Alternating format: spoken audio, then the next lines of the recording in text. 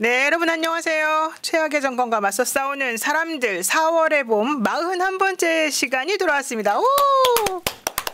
야, 진짜 너무 오랜만에 뵈가지고요. 어머, 우리 시간대막 오늘 바뀌고 그래가지고 많이들 안 들어오셨는데 여러분, 저희가 왔습니다. 자, 우리 오늘은요, 우리 또 2명만 하겠습니다. 우리 김현 의원님 지금 지방에서 올라오신 거죠? 국감하다가. 네, 사천 공항에서 원래 7시 15분 비행기인데 연착이 돼서 7시 40분에 해서 지금 8시 40분에 도착해서 공항에서 이제 차 타고 오시느라고. 야, 거기 사천 거기도 비 와요? 예, 오늘 전국적으로 비가 내리는 것 같은데요. 네, 비 왔어요. 야, 여러분 지금 요즘 국회의원님들이 진짜 바쁘시더라고요. 국감 때문에 아유 진짜 극한 직업이다. 제가 이제 그 얘기를 안 할 수가 없는 상황이었는데요. 요즘 과방위 국감도 참 정말 저희는 뭐 대단하더구만요. 늘 저희는 이슈가 있는데. 그러니까요. 어제도 막 난리가 났더만요. 어제는 사실은 유일임 방심위원장을 지난 9월 30일 날 그 직원들에 대한 압수수색 2차 압수수색이 광범위하게 진행돼서 탄압받고 있는 공익 신고자에 대해서 보호 조치가 필요한데 이제 그것에 대해서 좀 확인하려고 청문회를 열었는데 유일임 위원장이 안 나왔어요. 그래서 국감을 통해서 그 문제를 좀 집중 좀 다루려고 사실은 방심위는 단일 기관으로 국정감사를 안 했었거든요. KBS 박문진 방심위 이렇게 같이 하는데 이번에는 별도로 해가지고 어저께도 저희가 12시 한 20분에 끝난 것 같은데요. 네. 자, 우선 제가 인사를 생략했죠. 예, 우리 김현 의원님 오셨습니다. 네, 반갑습니다. 오랜만입니다. 과방위 간사님이시고요. 아주 요즘 열일 하고 계시고요. 다른 분들은 네, 오늘 못 오셨습니다. 최민희 위원장님 그리고 전현희 의원님. 지금 다들 전현희 의원님은 지금 아직도 국감하고 있는 걸로. 네, 법사위 하고 있는 것 같은데요. 네. 그리고 지금 과방위는 그러면 국감이 끝났어요? 끝났고요. 네. 최민희 위원장님은 개인 또 일이 있어서 못 오고 안부 전했습니다. 네. 저희가 사실은 오늘 우리 2명밖에 없어서 안 할까 하다가 우리 너무 오랫동안 여러분을 못 만나가지고 사실은 요즘 중요 이슈들이 되게 많은데 노영희 변호사께서 어저께 강혜경 증인 옆에서 이렇게 다소곳이 앉아 있는 장면을 봤어요. 몰래 숨어 있었죠 조금. 아니 저 뒤쪽에 앉아 있었는데. 그러니까 뒤에 사이드 옆으로 이렇게 앉으셨더라고요. 예. 변호사하면 잘하겠죠 제가 변호하면. 예, 그렇죠. 네. 저기 앉아 있는 게 나오네. 맞죠? 그러니까 저 뒤에서 제가 계속 지켜보고 있었습니다. 요즘 이제 일단 국감 기간이어서 다들 너무 바쁘고 힘들었는데 우선 그러면 과방위 국감부터 한번 좀 설명을 해보고 시작하겠습니다. 여러분 김현 의원님 진짜 여전사로서 정말 누구보다 열심히 하고 계시기 때문에 많이들 응원해 주시면 저희가 또 기쁜 마음으로 더 열심히 하실 거라고 제가 믿고요. 경기 안산을 국회의원이시고 여기 위에 지금 계좌번호가 지금 떠 있어요. 요거 하나만 제가 읽어드릴게요. 오늘은 한 분만 나오셨으니까 2번 읽어드릴게요. 네, 농협 후원회 계좌입니다. 농협이고요. 301-0339 다시 이게 6이에요. 8이에요. 855 하나 다시 83 81 예, 맞죠? 예. 농협 301-0339-855 하나 다시 81. 야, 8 진짜 많다. 김현, 김현 88한 김현. 네, 여러분 잘 후원도 해주시면 좋겠고요. 우선 그 어제 있었던 거랑 관련해 가지고 좀 여쭤볼게요. 어제 제가 좀 놀랬던 게 류희림 방심위원장이 그 김건희 여사 명품백 수수 영상 방송 못 나가게 송출 못 되도록 뭐 접촉 차단을 시도했다 이런 기사가 나서 깜짝 놀랐어요. 그게 무슨 말이에요? 이게 뭐냐면은 그 지난해 11월 26일 날 서울의 소리를 통해서 30초 정도 예고가 된 거죠. 최재형 목사랑 만났을 때 디올 명품백을 전달했다. 그래서 그거를 그 다음 날 이제 보도를 하겠다라는 게 이제 예고가 나갔는데 그날 저녁에 이 유일임 위원장이 사실은 유일임 위원장이 방송통신 심의위원장으로 위촉된 게 9월 8일이에요. 그리고 9월 8일, 예. 원래 그 자리는 정현주 위원장인데 네. 정현주 위원장을 근태 불량 그다음에 뭐 카드 사용에 문제가 있다라고 해서 해촉을 시키고 그 후임으로 이제 유일임 방심위원장을 이제 임명을 하고 네네. 그러고 나서 사실 11월 26일이니까 3달 정도밖에 안 된 시점에서 네. 이거를 당시에 통신심의국장한테 문자를 네. 긴급 심의 안건으로 상정을 해서 이거를 보도를 못하게 막자라고 차단을 시키자라고 이제 회의를 소집할 것을 이제 제안했는데 네. 그 시간이 아마 대략 11시 오후 밤 11시 정도 됐고 그리고 이 국장은 본인이 이제 결정할 수 못하게 담당 팀장에게 네. 새벽 5시경에 이제 문자를 보내서 위원장이 이런 제안이 있다. 그래서 이거를 긴급 심의 안건으로 다루는 것에 대해서 어떻게 생각하냐라고 하니까 그 담당 팀장이 이거는 불법하다. 긴급 심의할 사안이 아니다. 그리고 공인의 명예훼손 사안을 확인하지 않고 긴급 심의 안건으로 상정하는 것 자체가 문제가 있다라고 해서 팀장이 반대를 하고 그럼 국장도 그를 강행할 수가 없어서 네. 그 이제 긴급 심의 안건으로 상정하기로 한 날 결국 회의를 못 하고 네. 방송이 된 거죠. 그래서 그렇죠. 이게 저희 한민수 의원이 엊그저께 밝히고 MBC에서 보도가 됐고 어저께 이제 방심위원장한테 했는데 사실이 아니다. 뭐 이렇게 얘기하는 결국은 그렇게 제안한 건 맞고 그런 일이 있었습니다. 결국 그래서 이게 사실은 유일임 위원장이 미디어 연대라는 조직에서 활동을 했어요. 네. 그리고 이진수 방송통신위원장은 또 그 공정 언론 국민연대인가요? 네. 그걸 또 2020년도에 만들어서 네. 여기서 활동했던 대다수의 사람들이 여기저기 이제 그 활동을 하는데 이분들이 공원연에서 바이든 날리면 또 이제 와 관련해서 또 민원도 많이 넣고 네. 그리고 그 세민연이라고 이제 김대남 씨 그 청와대 그러니까 용산에서 전 비서관 고난등 했던 이 사람이 이제 그 세민연에서 활동했고 그리고 이제 용산으로 들어가서 지속적으로 이제 관여를 한 흔적이 있고 그러고 나서 바이든 날리면에 대해서 고발 사주한 것도 있고 그래서 결국은 2022년 윤석열 정부가 들어서서 바이든 날리면 가지고 계속 이제 언론하고 싸우고 국민하고 싸우고 그러면서 지지율은 이제 떨어지고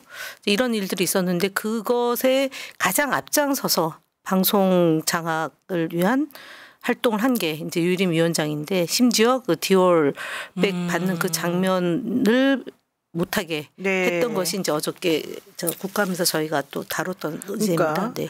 2023년 11월에 서울의 소리가 김건희 여사의 명품 가방 수수 의혹을 다룬 영상을 예고한 후에 이제 벌어진 일이었습니다. 오후 늦은 시간에. 류일임 방심위원장이 해당 영상에 대한 접속을 긴급 안건으로 상정하라고 지시하면서 결국에는 이거를 못 나가게 하려고 하다가 실패한 그런 그리고 상황이죠. 그것을 용산에서 이제 이 류일임 방심위원하고 이렇게 연결했던 사람 역시 이제 김건희 여사의 뭐 오른팔 정도 되는 행정관하고 이제 그렇게 주고받은 것도 나왔고요. 근데 정작 그 방심위 안에서 이제 심의 차단하는 것, 그러니까 친속 심의하는 것을 막았던 팀장은 부산에 지금 자천돼서 내려가 있는 상황입니다. 자천됐어요? 그래서 지금 149명이 유일임 위원장에 대해서 고발장을 그때 권익위에서 접수를 했는데. 얼마 전에 유일임 연임에 대해서 이제 설문조사를 했는데 100%가 반대를. 100%가. 100%가. 그러니까 149명 이제 한 230명 가량이 방심위 직원인데, 그러니까 뭐 정규직에 해당하는 사람들의 한 80% 정도는 유일임 반대하는 거죠. 네. 그러니까 숨어 있는 영웅들도 사실은 많은데 너무 고통스러운 게 지금 11명의 팀장이 그때 이제 가짜뉴스 심의센터를 만들어서 네. 그때 이제 소위 뉴스타파에 대해서 이제 탄압하고 MBC 탄압하고 그 신앙님하고 김만배 씨 네네. 녹취록 관련해서 조작했다라고 해서 네. 뉴스타파에 대해서 사실은 뉴스타파는 심의 대상이 아니거든요. 그렇죠. 예, 네. 신문법이죠. 적용되기 네. 때문에. 근데 그거 하고 그다음에 MBC에 대해서도 이제 1,500만 원, 뭐 3,000만 원 가량 해서 이제 그 법정 제재를 최고 수준으로 주고, 그다음 JTBC, CBS 뭐 이런데 이제 6군데를 집중해서 이제 그 계속해서 징계하고 했죠. 네, 맞아요. 이제 그럴 때 이제 11개 팀장들이 이 부당하다라고 성명서도 내고, 그래서 결국은 이 사람들이 올 2월에서 3월 사이에 2월 1일이군요. 4명은 연구위원이라는 없는 직책을 만들어서 이제 여기저기 분산시키고 7명은 네. 강등시키고 지금 그러고 있어요. 강등까지 시키고. 그러니까 지금 작년 11월 26일 날 이 예고편을 서울의 소리가 공개를 하고 나니까 류희림이 긴급 심의 안건으로 올리라고 했는데 실제 그 내용은 명예훼손이나 초상권 침해의 우려가 있다. 이제 이런 얘기였는데 결국에는 실무진이 다 반대하고 뭐 이래가지고. 근데 이제 유희림 위원장이 어저께 네. 뭐라고 얘기했냐면 저 영상은 누가 봐도 불법이다. 라고 단정을 한 거예요. 그리고 대통령과 대통령 부인과 관련된 영상을 틀 수 없는 거 아니냐 이렇게 네. 얘기를 해서 되게 이제 질타를 많이 받았고, 그리고 불법 영상이 아니다라고 최근에 이제 검찰하고 권익위로부터 그 다 문제가 없는 걸로 무혐의 처분을 받았잖아요. 네. 그러니까 유희림 위원장은 거의 권익위 그다음에 권익심의위원회가 되는 정도로 권위를 위한 충성, 권위에 의한 이런 게. 그래서 연임이 된 것도 결국 이렇게 충성을 했기 때문에 되지 않았겠나라고 보는 거죠. 근데 이게 이제 사실은 그 김건희 여사 측에서 이 영상 공개 막아달라 이렇게 이제 요청을 한 번에 나왔죠. 그랬는데 방심위의 차단 시도는 이런 요청보다 2시간 더 전에 먼저 있었다고 해서 이거 미리 자기네끼리 그렇죠. 짜고 한 거 아니냐 이제 이런 얘기도 있는 거고. 참. 근데 이거는 명백하게 중립성 의무 위반 이런 거 아닙니까? 그러니까 이번에 그 10월 17일 날 MBC에 대해서 1,500만 원 법정 제재 가한 거에 대해서 법원에서 이제 잘못됐다 판결 났죠. 됐는데, 그때도 이제 이 언론에 대한 자유, 방송의 자유 이런 것들을 보장해야 된다. 광의의 의미로 그걸 제일 먼저 전제를 했던 거기 때문에 지금 진행되고 있는 이런 방심위의 심의 태도나 그다음에 그 정부와 관련된 것에 대해서 계속적으로 법정 제재 가하고 이런 것들은 부당하다라고 보는 거죠. 네. 하여튼간 이거는 명백하게 이 방심위가 지금 이 중립성 의무를 위반한 것이고, 네. 지금 뭐 여러 가지 측면에서 말도 안 되는 일이 벌어지고 있는데 이런 일이 제가 보기엔 좀 비일비재한 게 아닐까 좀 생각이 들어서 더 걱정입니다. 근데 지금은 어저께 이제 3명이거든요. 방심위도. 네, 대통령이 위촉한 위원장하고 비상임 위원 둘인데 이분들이 지금 7월 26일부터 해가지고 44건의 의결을 했어요. 그리고 특히 이제 KBS 8월 15일 날 00시에 기미가요하고 했던 저 오페라 나비 부인을 상영한 거, 그러니까 그 보도한 것 때문에 이제 3명이서 심의를 했는데 7초밖에 부르지 않았다 기미가요를. 그래서 행정 제재 정도 가벼운 수위로 이렇게 했거든요. 그러니까 법정 제재를 안 주고. 그래서 이 3명이서 이런 결정을 하는 게 맞냐 그 얘기를 했는데 본인들은 뭐라고 얘기하냐면은 그동안 새로운 것을 한 게 아니라 5인 6인 체제 때 했던 걸 가지고 뭐 했다라고 해서 굉장히 또 혼났죠. 한 분은 그 검사 출신의 비상임위원 한 분은 혼났는데 결국은 지금 이제 방통위도 1명밖에 없기 때문에 이렇게 방심위가 부당한 결론을 내린 것도 추후에 다 문제가 된다라는 판단이 나올 것 같습니다. 맞습니다. 자, 그리고 또 하나의 이슈가 있었습니다. 유해림 방심위원장이 거짓말을 또 했더라고요. 뭐 구글 관련해 가지고 그 뭐 유튜브에 뭐 이 정책 책상을 뭐 탁 치면서 뭐 탁자를 치면서 그 사건이 있었는데 그 사실이 아니다라고 밝혀졌죠. 예. 아, 그러니까 이 사람들은 막 거짓말도 그냥 막 밥 먹듯이 하나 봐요. 그러니까 오로지 용산의 그 대통령 내외분을 위해서 충성을 다하겠다. 뭐 이런 것으로 보여지죠. 뭐 예를 들어서 구글을 통해서 뭔가 좀 부당한 뉴스나 기사가 있으면 네. 그걸 즉각 삭제를 해주기로 약속을 했다. 뭐 없애기로 약속을 했다. 근데 그렇죠. 사실은 아닌 걸로. 그리고 그 담당자도 그 사안에 맞는 담당자를 만난 것도 아니고 그런 일들을 한 거죠. 그러니까 그 보도가 있었을 때도 우리가 거짓말 같은데 사실 계속 그랬잖아요. 그러니까 불법 유튜브 콘텐츠 관련해서 류일인 방심위원장이 구글로부터 신속히 삭제해주겠다 이런 업무 협조 받았다고 해서 우리가 그거라도 참 잘한 일이네 이제 이럴라 했는데 아무래도 좀 미심쩍다. 자기가 뭐 책상을 쾅 치면서 화를 냈더니 뭐 하더라 이랬는데 결국 그게 거짓말이었다는 거예요. 그 보도도 MBC에서 또 한 것 같아요. 그래서 지금 보면은 그러니까 MBC가 그 이제 뭐 영국의 로이터 저널리즘 연구소에서 그 신뢰도 조사한 거나 기자협회에서 한 거, 그다음에 시사저널, 시사인, 그다음 프리덤 하우스 이런 데서 여론조사를 쭉 하는 거 보면 프리덤 하우스에서는 대한민국의 언론 자유 지수가 떨어진 걸로 나온 거고 나머지 신뢰도 조사에서는 KBS까지 포함해서 한 5-6군데에서 한 걸로 보면 MBC의 신뢰도가 굉장히 높은 걸 차지하고 그 나머지 언론사에 대해서는 떨어지고 또 정부에 대한 그 자유지수도 좀 떨어지고 이런 것들이 그 프리덤 하우스에서도 보면은 국가가 언론인들에 대한 탄압이 있고 이런 그 뉴스타파 같은 매체에 대해서 부당한 그 행정 조치를 하고 있고 법정 제재를 가하고 있고 그다음에 방송통신심의위원회에서 이런 문제를 하는 것에 대해서도 지적한 내용이 있어서 지금 하여튼 이 구글 건도 그렇고 한편으로는 또 네이버를 방문해서 또 편향성 있다라는 지적하면서 정부가 가나라에 하려고 하는 이런 흐름 그리고 뭐 MBC에 대한 탄압 KBS는 텔레비전 수신료를 가지고 이제 재원 구조를 가지고 지금 그런 거고 그다음에 YTN 민영화, TBS는 폐쇄시키려고 하고 있고 그리고 연합뉴스와 연합뉴스 TV를 분리해서 연합뉴스도 지금 이제 안으로 부글부글 지금 끓고 있고 이제 이런 상황인 거죠. 정말 뭐 속상한 뉴스만 계속 나오는데 여러분 우리 힘을 좀 얻기 위해서라도 좋아요, 구독 꼭꼭 눌러주시기 바랍니다.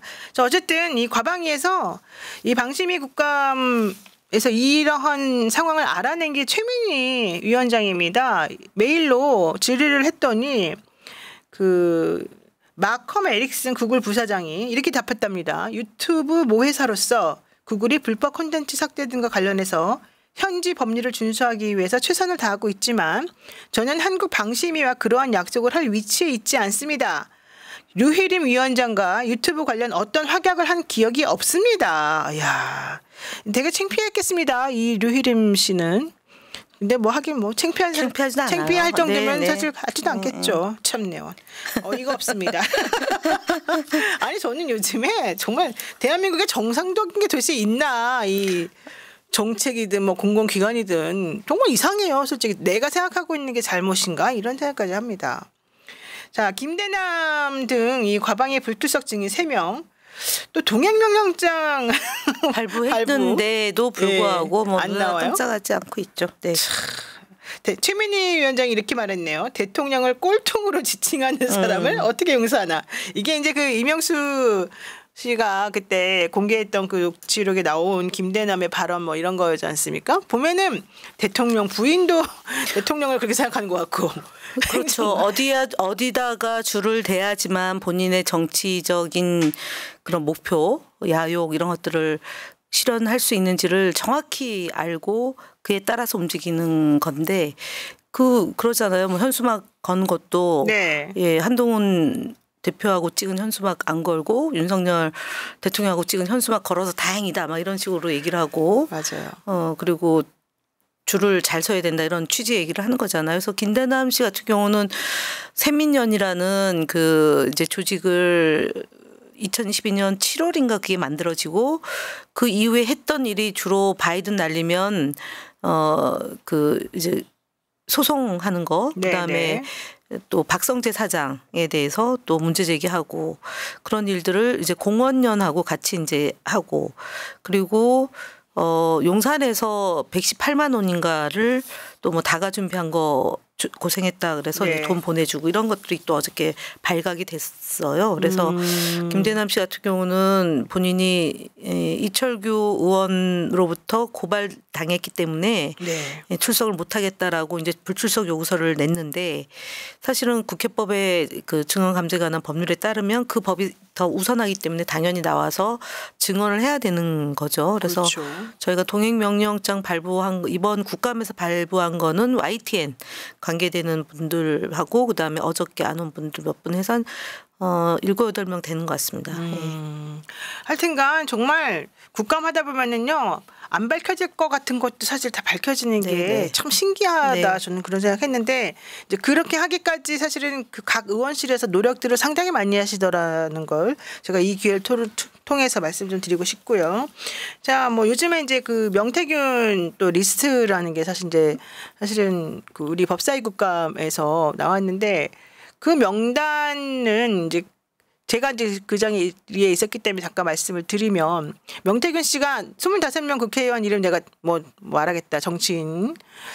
그러고 난 다음에 국민의힘 사람들이 뭔가 태도들이 조금 소극적이고 이상하게 변해서 그 25명의 명단이 누구냐도 중요하고 그들이 무엇을 했길래 이런 일이 벌어졌나, 이제 이것도 조금 이상했지 않습니까? 근데 이제 어제 국감에서 강혜경 씨한테 위원장님이 이제 그 25명에 대해서 이제 물으니까, 강혜경 씨는 25명의 리스트를 이제 쭉 적어서 줬는데 뭐 미리 준비해 온 건 저희는 아니고요. 그 명단을 살펴봤더니 사실은 이제 이게 뭔가 여론조사를 그쪽 기관에 의뢰했었던 사람하고 또 이제 의뢰했던 사람의 경쟁 상대인 사람으로 유추되는 사람들, 그게 이제 안철수 의원 같은 분들이 이제 그런 것 같아요.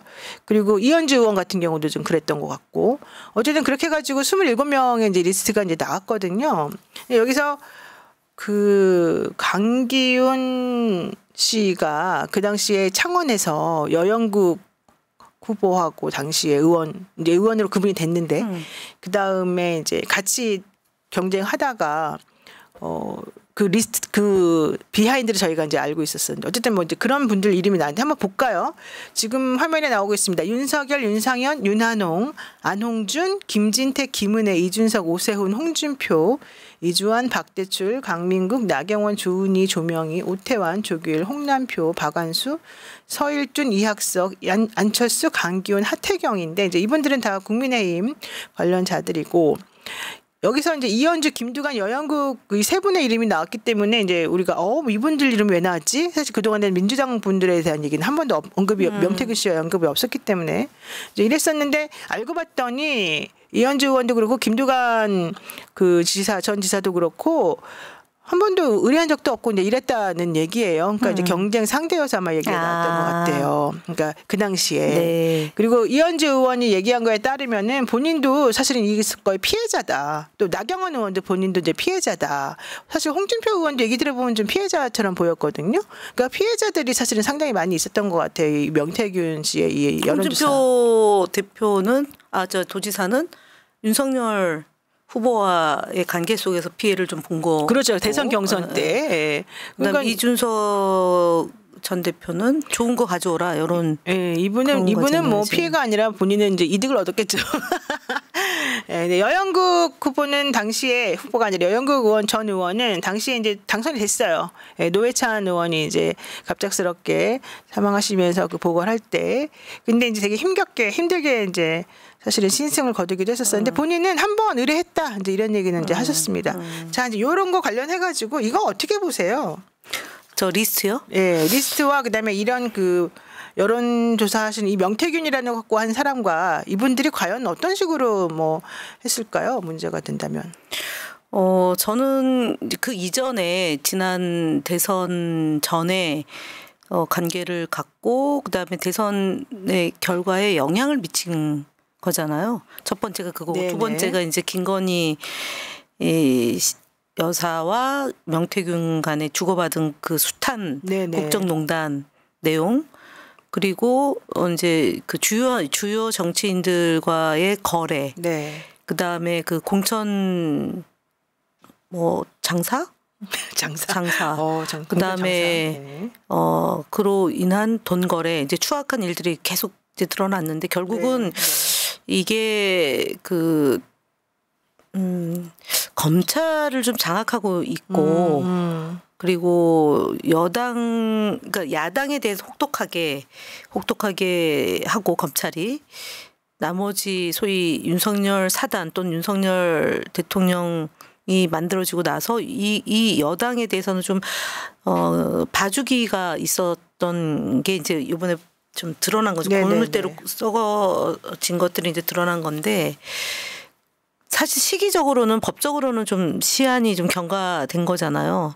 그래서 이 27명, 25명 이 부분에 대해서는 어쨌든 나온 리스트니까 그렇다 치지만 제일 중요한 거는 대통령 부부와 명태균 씨가의 관계, 그다음에 그 또 핵심적인 뭐 김종인과 명태균, 그다음에 오세훈도 지금 뭐 거래가 있었다 이제 이런 얘기가 나오잖아요. 그런 주요한 인사들과의 관계가 어떻게 될 건지가 향후 이제 정치적으로 이런 문제를 잘 짚어서 응징과 심판의 그 과정으로 봐야 되는 거 아닌가. 25명 가지고 뭘 어떻게 할 수 있는 거는 조금 제한적일 것 같아요. 일단 그 오세훈 시장 관련해서는 명태균 씨는 이제 오세훈 시장이 자기한테 막 몇 번 엉엉 울면서 도와달라고 했었다 이런 얘기는 하긴 했는데 강혜경 씨한테 물어보니까 오세훈 시장과의 관계는 특별히 없는 것으로 본인은 안다 이제 이런 얘기를 했었긴 했었습니다. 그리고 지금 림님이 허성무 시장도 있더만요 이제 이러는데 허성무 지금 현재 의원 당시 창원시장 그분은 박은정 그때 당시 법사위 의원님이 이렇게 표를 만들어가지고 온 거에는 명단이 있었는데 이 거래를 그 공식적으로 그 여론조사 기간 으로 한 거 그건 없기 때문에 그러니까, 아니 근데 허성무 의원이 저한테 전화를 하셔가지고 전혀 그런 거 없으시다고 뭐 없는 거죠. 없는 거 그러니까 그건 이제 박은정 의원이 만든 그 표는 이런 쪽으로 이제 뭐 확실히 알아서 만드신 건 아니고 당시 이제 여론조사가 됐던 사람들 이름을 그냥 쭉 올려서 이제 했었던 거라서 그건 정확하진 않았던 그럼 상대에서 했다는 얘기잖아요. 거기도 강기훈 전 당원하고 경쟁했던 관계죠. 오늘 거기 다녀왔어요. 그 일대를 저희가. 그렇죠. 창원, 사천. 어쨌든 이제 의원님들께서 억울하다 이런 분도 있으시고 침묵 지키시는 분도 있으시고 사실은 그래서 억울한 분들은 저는 그 말 들을 때 다 억울한 것 같은데 침묵 지키시는 분들은 또 생각해 보니까 또 뭐가 있나 좀 의심도 좀 되고 그런 부분이 확실히 있긴 있었습니다. 자, 근데 중요한 건 이제 이 강혜경 씨 사건 관련해 가지고는 뭐 사건이라고 하기보다는 명태균 게이트라고 저는 보고 싶은데 그래서 명태균 특검을 좀 해주셨으면 어떨까 이런 생각을 좀 해요. 특검이 대상이 되나요, 명태균 씨가? 잘 모르겠어요. 그건 이제 의원님들이 알아서 하실 일이겠지만 사실 김건희 특검으로 가야 되죠. 근데 김건희 특검을 하게 되면 김건희 같은 경우에는 현실적으로 대통령도 그렇고 지금 물론 이제 한동훈 지난번에 요번에 이제 물론 처리가 되진 않았지만 공천권 행사를 넣었거든요. 그러니까 그래서 이제 그래서 지난번에는 대통령이 그것 때문에 거부권 행사한 것 같고 또 오늘 한동훈 대표 얘기 들어보니까 지난번에 내가 이 재의결할 때 30여 명의 의원들을 설득하느라고 힘들었는데 대통령 정말 이런 식으로 하면 특검 어떻게 될지 앞으로 모른다 이제 이런 얘기 했지 않습니까?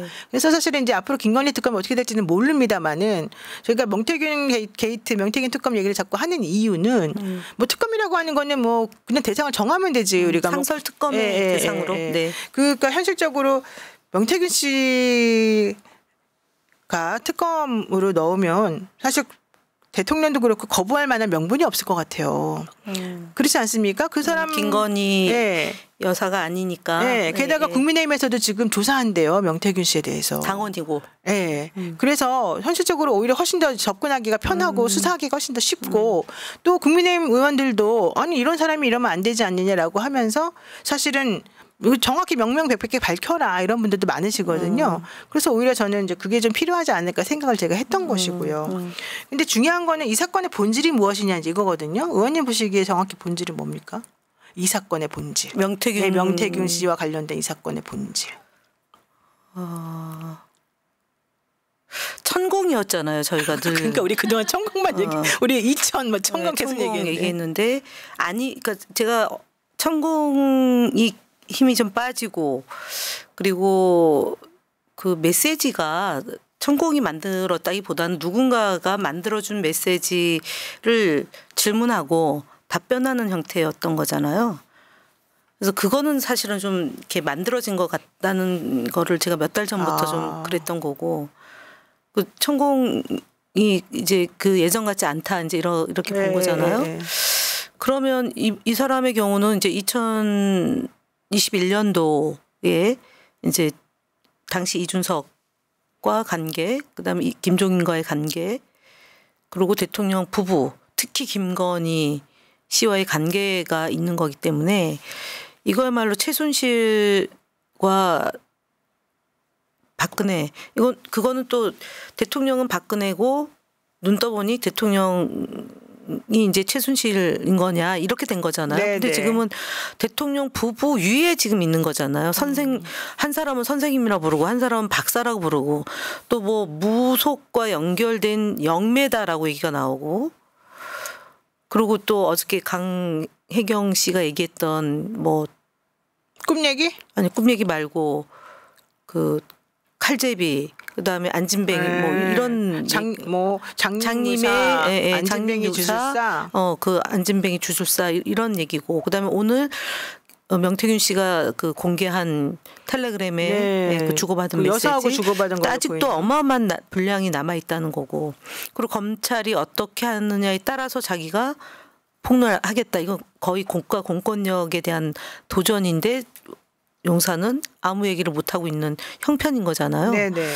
그래서 결국은 기승전 뭐 그쪽 여당에서나 용산에서 김건희 여사, 뭐 김건희 씨라고 얘기해야 되나? 어쨌든 그거를 뭐 하고 있다. 그리고 뭐 굶고 있다. 뭐 누워만 있다. 이러니까지 나오고 측은지심을 다시 발동하는 건데, 결국은 김건희 특검을 통해서 더 이상 대한민국 국정을 농단하는 것을 방치해서는 안 된다고 보고 올해 안에 결론을 내야죠. 더 이상 이렇게 끌고 가다가는 진짜 나라가 절단나는 상황이잖아요. 그러니까 이현주 의원님 말한 게 그 이 사건의 본질을 봐라. 다른 쪽에 지금 시선을 돌리게 하면 안 된다. 이제 이런 얘기도 했는데 그 말이 맞는 말인 것 같고, 이 사건의 본질은 사실은 뭐 계속 명태균 씨 얘기가 하도 많이 나와가지고 좀 읽으면 읽을수록 알면 알수록 헷갈리는 상황인데 왜 그렇게 사적인 인연이 이렇게 많고 그런 것에 이렇게 의지하시고.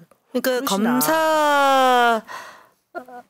검사 만능이죠. 검사만 오로지 했고 그걸 통해서 국정 운영을 해본 경험도 없고 또 정치를 한 것도 아니고, 그러니까 소위 국가 공권력을 가지고 행사하던 걸 그대로 국정에 반영시킨 거가 빚어낸 참사인 거죠. 그리고 김건희를 둘러싼 숱한 의혹들을 국가 공권력으로, 그러니까 검찰의 권력으로 막아온 거잖아요. 그러니까 그게 이제 더 이상 안 되는 거죠. 그러니까 그게 총선에서 민의가 반영됐고, 그리고 이번 보궐선거에서도 한동훈 대표가 만나자고 하는 것은 이대로 두면 안 된다라는 그렇죠. 나름의 판단에서 비롯된 거잖아요. 네네. 근데 어저께 뭐 83일 만에 만났는데 81분, 그것도 30분 세워두고, 그리고 회의하는 그 대화 나누는 장소나 그 뭐 탁자나 이런 거 보더라도 의전이 전혀 안 되고 검찰총장이 부하 직원한테 지시하는 모습, 이런 피의자 오만 방자의 그리고 커튼 뒤에 꼭 누가 있는 것 같지 않으세요? 저는 그런 느낌이 들 정도로 저는 그렇게 수령첨정 그 커튼 뒤에 설마 아니 원래 수령첨정이라는 게 그 말이잖아요. 커튼 예전에 커튼 뒤에서 듣고 나중에 간 다음에 불러서 지시하고 뭐 이렇게 했던 게 수령첨정인데, 딱 커튼이 있는 그 방에 굳이 한 것은 내가 듣고 있다는 것을 상징적으로 보여준 거라고 봤어요. 그 커튼이 보여준 게. 그래서 좀 저런 자리에서 사실은 저런 식으로 한다는 건 조금 상식적이지 않고. 이게 김건희의 대변인인 거죠. 용산이. 그러니까. 예. 그리고 이 부속실도 그냥 허울 좀 말이고 어저께 뉴스토마토에서 김종인 전 위원장하고 인터뷰한 걸 보면 거리 두기를 해야 되는데 그게 불가능할 거다 절대적으로 이렇게 그러니까 나와요. 김건희 여사는 본인이 이 정권에서 그럴 자격이 있다고 생각할 것이다. 그렇죠. 개국공신.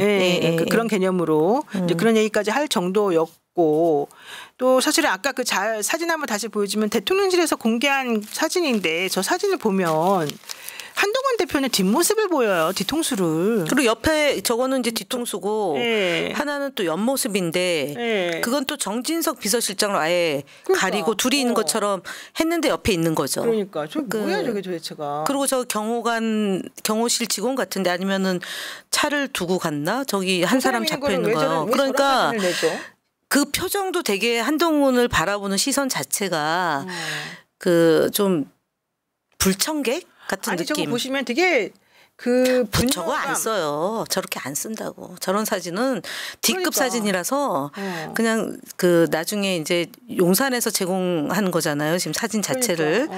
그러면은 보통 이렇게 걸러내는 사진이죠. 아니 게다가 보세요. 제가 얘기했잖아요. 커튼 저 뒤에 모습이 수령첨정이라니까요. 알았어요. 이렇게. 대통령의 팔이 딱 이렇게 공격적으로 딱 아주 매우 긴장해서 이렇게 적개심을 지금 드러내는 그런 사진인데 두 개의 사진이 다 저런 모습으로 있어요. 대통령이. 그러니까 계속해서 저 자세로 화가 나 있었다는 얘기거든요. 한 대 칠 것 같지 않아요? 그러니까 저거는 수컷에 이렇게 화내는 모습이에요. 그리고 저기 옆에 동물의 빨간색 그게 준비해간 자료고 그거 주지도 않고 그대로 놓여 있는 거고 받을 자세가 전혀 아니잖아요. 게다가 나는 저거 끝나고 난데 아까 80 몇 분 해서 한동훈 대표는 브리핑도 안 하고 시작 나가버리면서 오늘 일정 아무것도 안 하지 않았어요? 아니 오전에는 취소시켰고 오후 나왔는데 그리고 저녁 때 이제 한동훈 사람들 하고 같이 만나서 뭐 하겠다는 거고 추경호 원내대표를 불러가지고 저녁 먹은 거요. 저녁을 그거 완전히 근데 추경호 원내대표는 또 뭐예요? 그러니까 아니 추경호 원내대표는 딴 사람이랑 밥 먹다가 불려왔대요. 그리고 저 한동훈 대표한테는 콜라 하나 주는 것 같아요. 한동훈 대표가 좋아하는 제로 콜라를 준비했다 이러면서. 이런 굴욕을 참을 수가 있습니까? 아니 근데 문제는 용산과 한동훈 대표의 문제가 아니고 저 당에 국민의힘에서 정치하는 분들은 어떤 느낌일까는 걸 한번 우리가 생각해 보면 진짜 굴욕이지 않겠어요? 그렇죠. 아무리 대통령을 하더라도 그래도 뭐 이미자 의원은 계속 옹호하느라고 정신이 없더만요. 김건희 여사자 안 붙었다고 왜 여사자 안 붙지 막 화내고. 그분은 좀 이상해진 좀 아는데 다 카메라 그다음에 언론 이런 거 의식해서 하는 분들이 예전에 왜 박근혜 최순실 때 보면 막판에도 끝까지 정유라 말 두둔했던 몇몇 여성 정치인들이 있어요. 그러니까. 끝까지. 그러니까 그거는 뭐 왜 그러는지 우리가 충분히 이해하죠. 이해하는 게 인정한다는 게 아니라 너무 없어 보여요. 맞아요. 자, 벚꽃님께서 와 슈퍼챗 이렇게 또 쏴주셨습니다. 감사합니다. 제가 하트 눌러드릴게요. 그리고 많은 분들께서도 저희를 도와주셨는데 제가 아까 앞으로 어떻게 흘러갈 것 같냐. 김건희 여사의 문제는 윤석열 대통령이 굳은 결심을 하기 전에는 절대로 해결 못한다.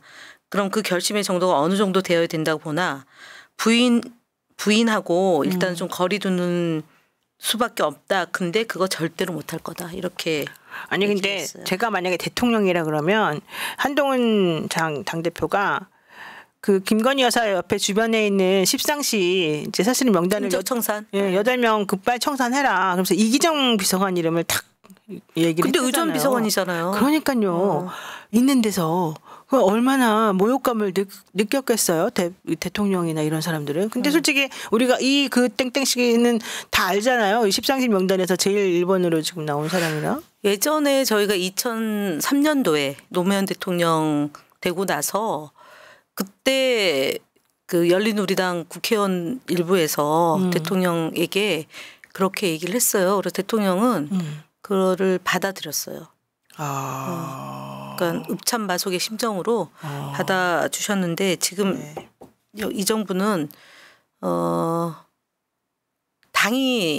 당대표가 저 정도로 나서서 하는 거면 이제 풍비박산 나는 그렇죠. 거죠. 풍비박산 나는 거예요. 그럼 이제 이 당도 쪼개집니까? 어떻게 됩니까? 저는 쪼개지기보다는 한동훈이 토사구팽이 되겠죠. 한동훈을 토사구팽 시켜버려요? 그렇죠. 대통령이? 아 그럼요.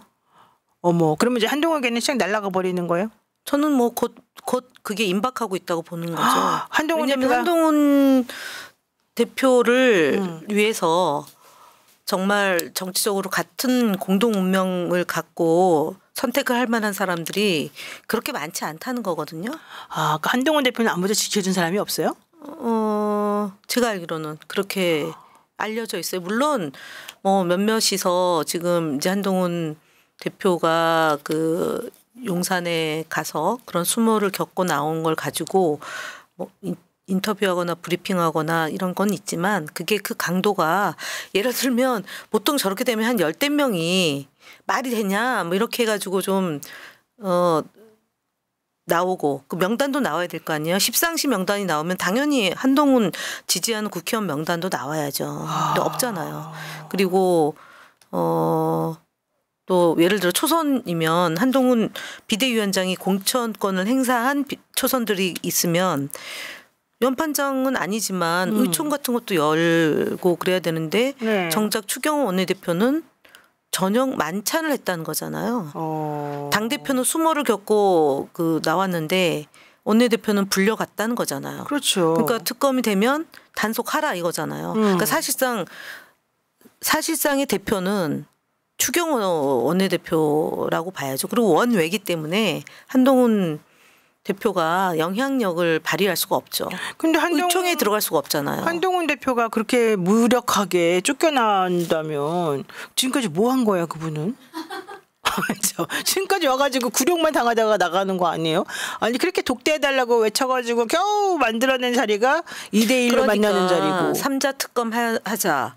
내지는 여야 정 협의체를 만들어서 의학 의사 적어 문제 논의하자. 네. 이제 그런 것들을 같이 머리를 맞대고 했으면 이렇게 수모는 겪지 않았을 거죠. 그러니까 그건 한동훈 대표가 잘못한 거죠. 우리가 보기에는 판단 미스지. 이렇게까지 자기를 홀대할 줄은 몰랐나 보지요. 근데 그렇다 하더라도 그 당에서 그래도 대표인데 대표를 이렇게까지 무시하면은 그 자기 얼굴에 침 뱉기 아니에요? 근데 세력이 없어요. 세력이 없고 지금 여당의 의원 분포도가 주로 영남권이잖아요. 수도권은 많지가 않고 그리고 비례대표. 그러니까 윤석열 대통령이 한동훈 너 이제 가 이러고 우리끼리 밥 먹을 거야 이러면서 추경호 원내대표 부른 거군요. 이게 뭐예요? 아 진짜 무서운 너무하다. 거죠 사실은. 너무 잔인하다. 잔인한 거죠.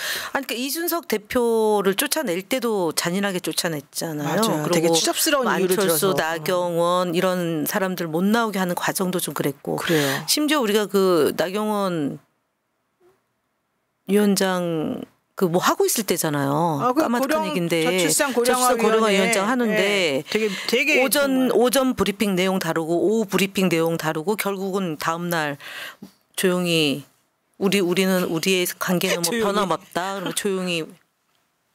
그러니까 상대방들이 다 깨갱깨갱하고 되게 캐비넷의 위력이 거죠. 캐비넷의 위력. 그래요. 근데 나는 그래도 저런 사람이 또 앙심을 품으면 한동훈 대표 뭐가 좀 있을 것 같아요. 한동훈 대표가 그렇게 무력하게 갈까? 왜냐면 한동훈 대표도 아는 게 많을 거고 뭐 이럴 거 아닙니까? 그럼 밥이라도 먹고 나와야죠. 그리고 콜라 콜라. 네, 제로 콜라 나서 주고 말이야. 너무해. 제로. 아니 아무리 제로 콜라를 좋아해도 그렇지 한동훈 대표가 좋아하는 제로 콜라를 말하는. 지난번에는 한동훈 좋아하는 소고기 돼지고기 준비했다고 그랬었잖아요. 그래놓고 저 끝에 앉혀놓고 독대 좀 해주세요. 이것도 말도 못하게 하고. 인사말도 안 시키고. 참 여러분들 우리는 그런 사람이 되지 맙시다. 아유 다시 나오면 끔찍한 얘기죠. 두 번 다시 대한민국의 이 정치 역사에 그런 인물이 있어서는 안 되고 또 검사 출신이 나라를 운영하면 정말 안 된다는 것을 진짜 제대로 보여주고 있는 거죠. 그러니까요. 요즘에 진짜 그리고 정말 나가보면 분위기가 확실히 다릅니다. 어때요? 아니 분위기가 저도 지역에 이제 토요일 일요일 다니면 간절하게 말씀을 하시죠. 너무너무 힘들다. 윤석열. 그러니까 저는 뭘 보고 싶다. 느꼈냐면 네. 대통령이 한동훈 대표랑 이제 만나면서 계속 속보가 이제 나왔는데 이제 아내도 지쳤다는 식으로 그런 얘기를 하시고 그다음에 또 이제 명태균 씨와의 관계에 대해서도 자기는 이제 대선 전에 이미 그 사람하고 관계를 끊었는데 그러니까 이미 이제 관계는 있었다는 걸 인정하면 게 되죠. 그래서 오늘 나왔나 보죠? 그런가 봐요. 대선 어쨌든. 이후에 관계가 있다는 걸 보여주기 위해서. 그럴 수도 있는데 어쨌든 관계를 끊었는데 네. 아내는 그 좀 달래려고 그랬다. 이제 이런 속보가 나왔어요.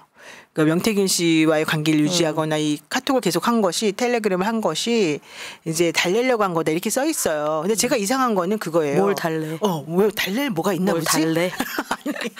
아니, 명태균을 달래야만 했나 보지? 그러니까 달래는 게 있는 거지. 뭘 달라는 게 있어서 달래야 되는 거죠. 그러니까 명태균이 협박했다. 받은 게 있으니까 달래야 되는 거잖아요. 명태균이 협박했다는 얘기도 계속 하는데 그러니까 김건희 여사나 이 대통령 입장에서는 얘를 조용히 시키고 따독따독하지 않으면 안 되는 뭔가가 이제 약점이 있었다는 거잖아요. 근데 아크로비스타 주겠다고 했다고 그러죠. 그랬잖아요. 근데 진짜로 주려고 그래서 그거 비싼 건데. 그거 뭐 대통령 되는데 그게 뭐 얼마나 비싼 거겠어요. 그래도 몇십억 하는데. 아니 대통령이 되는데 그러니까 여론조사를 오늘도 나왔지만 10몇 프로 차이가 나는 여론조사가 보도된 거잖아요. 네, 그렇죠. 그거고 그러니까 사실은 뭐 그 지난번에 홍 누구예요? 잠깐 대구시장 홍준표 시장하고 당내 경선할 때도 국민 여론에서는 이겼잖아요. 그 차이가 별로 안 났어요. 그때. 그러니까 뭐 물론 그게 발표되지 않은 여론조사라고는 하지만 그런 흐름과 그 역할이 간단치 않았다는 거고. 네. 아니, 그리고 심지어 지금 나오는 얘기 그 강혜경 씨가 다 사실이라고 그랬던 거잖아요. 네. 그리고 자기가 아는 건 70% 정도라고 얘기한 건데 그럼 30%가 뭐겠어요? 둘 간의 관계일 거고. 그리고 그 영국 여왕 조문하는 것도 엘리자베스. 예, 그것도 꾼 때문에 한 거고 그다음에 그 어디 또 아예 안 간 거 가놓고 국제회의 가서 거기 안 간 것도 있고 캄보디아 네, 그것 그래서 그 비건 포르노 찍었다고 했던 맞아요. 게 그때잖아요. 네, 맞아요. 그러니까 그럴 정도면은 굉장한 의존도죠. 그냥 그러니까 아니 게다가 그 의존도도 정말 신기했지만 영매인데 그러니까 어제 그 이제 강혜경 씨가 이제 우리가 이제 공개했던 그 것 중에 하나가 명태균 씨 스스로가 김건희 여사가 꾼 꿈이 이제 좀 불길하다 그래가지고 자기가 그 이거는 윤핵관 그 3명 윤한홍, 뭐 권성동, 장제원 예. 이 3명이 대통령을 삶아먹는 펄펄 끓는 솥에서 삶아먹는 꿈이다 먼저 이렇게 말해줬는데 정말로 그 이틀 후에 권성동 예, 이제 성추행 논란이 나왔잖아요. 그래서 이제 그런 식으로 하면 그런 걸 보여주면서 대통령하고 이제 부인하고 명태균 씨랑 이제 영적인 교감 같은 게 조금 있었던 걸로 안다 뭐 이런 취지를 강혜경 씨가 얘기를 하니까. 그것을 인정을 했어요. 명태균 씨가 오늘 그 인터뷰를 하면서 그게 오늘 기사에 또 났어요. 아니 그게 그 텔레그램에서 대통령 부인이 보내준 그 찌라시에 있는 내용을 명태균에게 보내준 거고. 그거는 이제 그랬더니 이제 거기에 대하고 천벌을 받을 일이다 이렇게 했는데 이제 그거는 뭐 저렇게 이제 터무니없는 찌라시냐 뭐 출처도 없냐 뭐 이런 말로 이제 얼버무릴 수도 있겠지만 실제 본인이 인터뷰하면서 나 그 꿈 얘기한 거 맞다 이렇게 얘기를 한 거예요. 그런 걸 보게 되면 진짜 확실히 그리고 여론도 그러니까 하나 매체를 잡아가지고 하고 네. 또 이제 뭐 하나 매체 잡아서 하고 그러니까 돌아가면서. 언론을 사실은 시쳇말로 가지고 노는 거예요. 그렇죠. 자기 주도권을 갖고. 그렇죠. 그러니까 어쨌든 근데 본인이 인정을 자꾸 한다니까요. 그리고 솔직히 그런 영적 교감이 영부인하고 나는 했다. 뭐 이런 얘기를 하면서 영부인하고 나눈 카톡을 계속 보여주면서 영부인이 특히 그 찌라시 보여주면서 그 찌라시 안에 그런 여러 가지 특히 이런 내용이 들어있는 걸 내놓은 거를 공개를 하고 또 영부인이 오빠 그거를 솔직히 그 공개를 왜 해요? 굳이 영부인이 대통령을 오빠라고 불렀다는 거를 사람들에게 알리고 싶지 않다면 그러니까 이게 전부 다 사실은 연맥이고 조금 이제 돌려차기해서 이들을 나는 좀 물먹이고 있는 중이라고 저는 생각을 하는데 자기도 살아야 되는 거니까 딸이 어리다면서요. 딸이 너무 귀엽고 예쁘던데. 그래서 예. 딸을 위해서라도 자기 보험 드는 거니까 지금 영매들끼리 수싸움하는 거죠, 둘이서. 글쎄, 그러니까 어쨌든 이제 그런 것 때문에 대통령 부인이 지금 되게 머리를 싸매고 누워 있나 봐요. 그러니까 대통령 오늘 예전에 그랬죠. 저 디올백 때문에도 그때도 뭐 몸무게가 몇 킬로로 빠졌고 뭐 어쩌고저쩌고 얘기가 쑥 돌았는데 또 이번에도 똑같은 방식이에요. 그러니까 그 동정 여론을 만드는 거.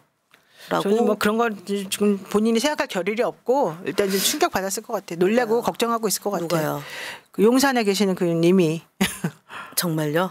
그렇죠. 이제 이게 워낙 충격의 연속이잖아요. 저는 그분은 아니에요? 저는 그렇게 안 봐요.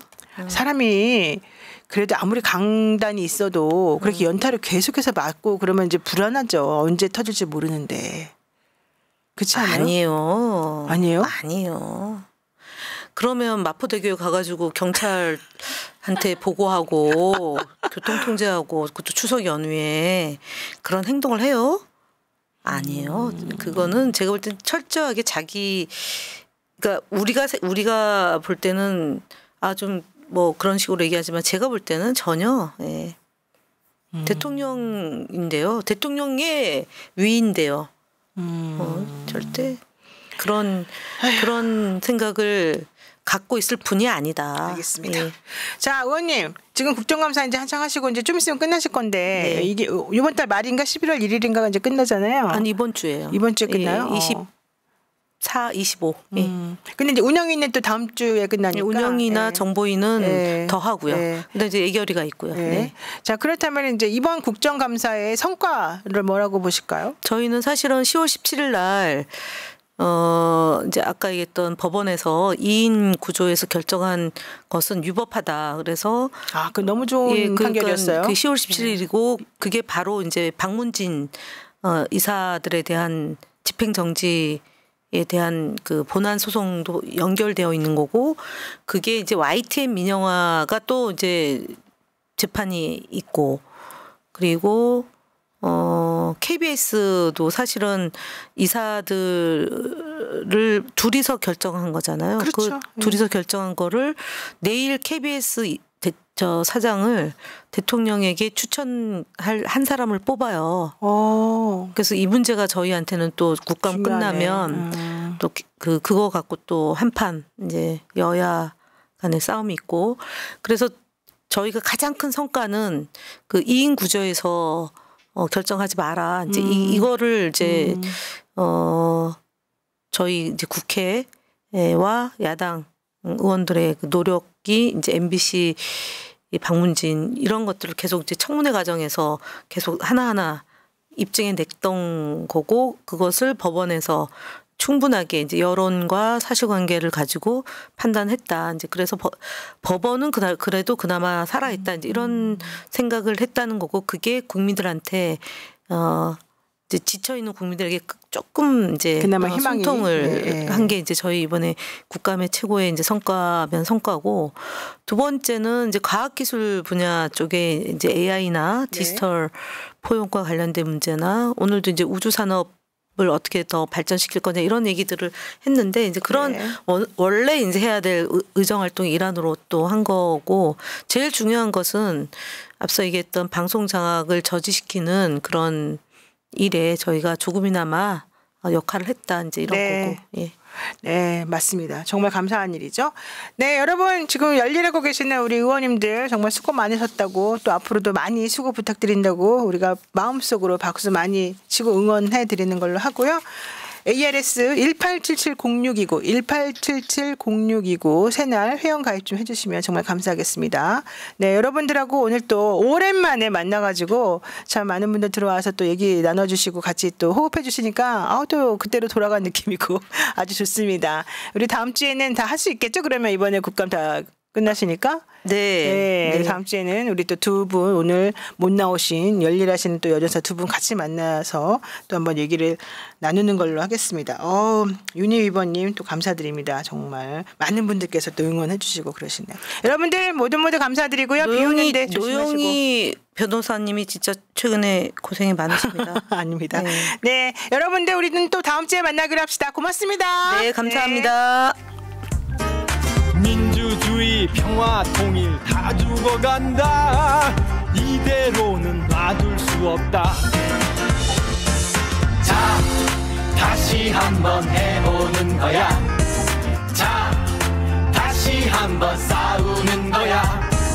자, 손 맞잡고 어깨를 걸고 우리 함께 이기는 거야. 자, 다시 한번 해보는 거야. 자, 다시 한번 싸우는 거야. 자, 손 맞잡고 어깨를 걸고 우리 함께 이기는 거야.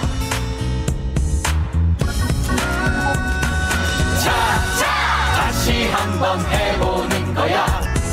자, 다시 한번 싸우는 거야. 자, 손 맞잡고 어깨를 걸고 우리 함께 이기는 거야. 자, 다시 한번 해보는 거야. 자, 다시 한번 싸우는 거야.